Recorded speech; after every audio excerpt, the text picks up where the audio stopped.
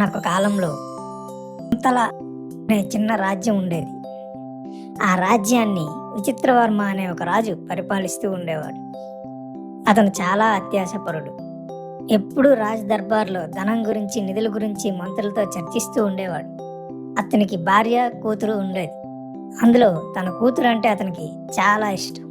తన కూతురు భవిష్యత్తుకు సరిపడే ధనం సంపాదించి పెట్టాలి అన్నది అతని ఆలోచన.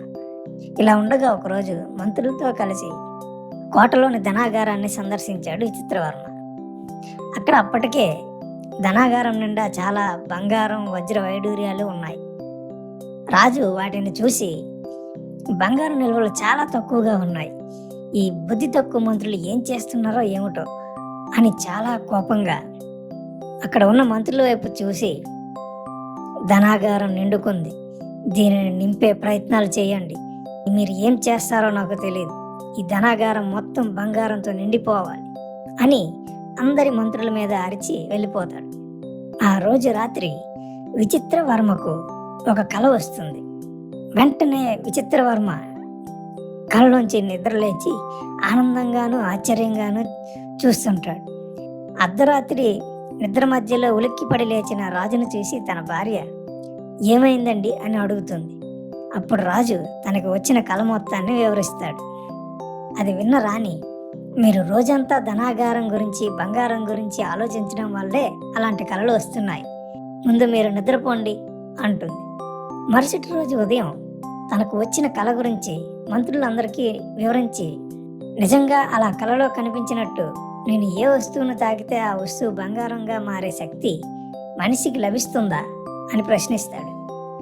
అప్పుడు అందులో ఒక మంత్రి లేచి, ఎలాంటి వరం అయినా ఇవ్వగలిగే దేవుడు ఆ పరమశివుడు, అతనికి అసాధ్యమైనది ఏమీ లేదు, కాబట్టి మీరు పరమశివుడికి తపస్సు చేస్తే అలాంటి వరం పొందే అవకాశం ఉంటుంది ప్రభు అని చెప్తాడు. అసలే అత్యాశ కలిగిన రాజు వెంటనే కోట నుంచి దూరంగా ప్రయాణం సాగించి కొండలు, అడవులు దాటి హిమాలయాలకు చేరుకొని ఒక చెట్టు కింద కూర్చొని ధ్యానం చేయడం మొదలుపెట్టాడు. అతని భక్తికి మెచ్చిన ఆ పరమశివుడు ప్రత్యక్షమై, మానవ, నీకు ఏం వరం కావాలో కోరుకో అని అడుగుతాడు.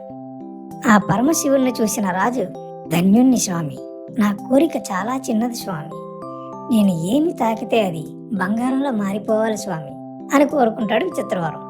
రాజు ఆంతర్యం తెలిసిన పరమశివుడు, తదాస్తు, నీవు నీ కోటను చేరుకున్న తరువాత నువ్వు కోరుకున్న వరం, ఆ శక్తి నీకు లభిస్తుంది. అక్కడి నుంచి మాయమైపోతాడు ఆ పరమశివుడు.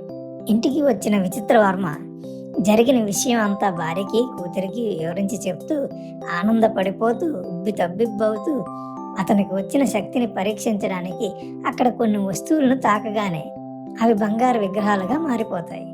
దాంతో ఆనందం పట్టలేక ఇంకా అత్యాశతో రాజు తన కోట గోడల్ని చేతితో తాకుతాడు. అప్పుడు కోట గోడలు మొత్తం బంగారంలా మారిపోతాయి.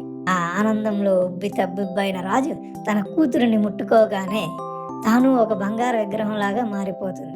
అది చూసి బిత్తరపోయిన రాజు అయ్యో అంటూ తన చేతుల్ని తన తల మీద వేసుకుంటాడు. అంతే, విచిత్రవర్మ అక్కడికక్కడే బంగారు విగ్రహంలాగా మారిపోతాడు.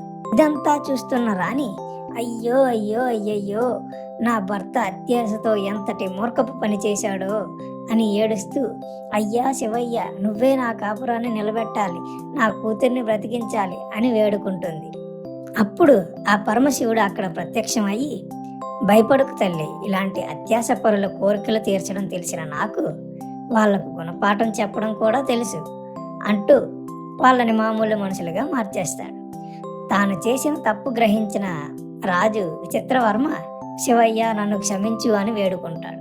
ఆ రోజు నుంచి విచిత్రవర్మ ధనాగారాన్ని నింపడం మీద కాకుండా ప్రజల సమస్యల గురించి తెలుసుకుంటూ తన రాజ్యాన్ని పరిపాలించసాగాడు.